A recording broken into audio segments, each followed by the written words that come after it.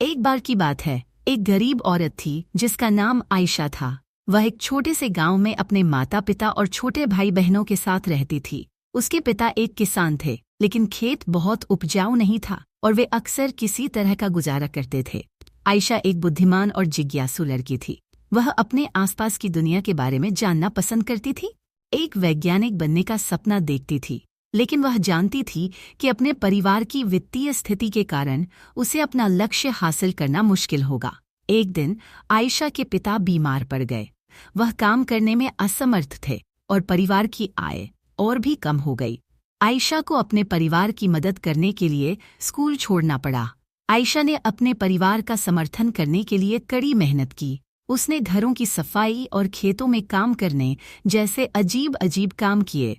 उसने स्थानीय बाजार में सब्जियां बेचना भी शुरू किया।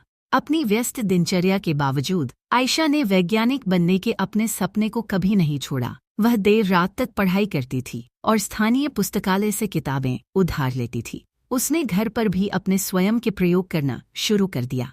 कई सालों की कड़ी मेहनत और दृढ़ संकल्प के बाद आयशा ने आखिरकार अपने सपने को हासिल कर लिया। वह विश्वविद्यालय में दाखिला लिया और वैज्ञानिक बन गईं।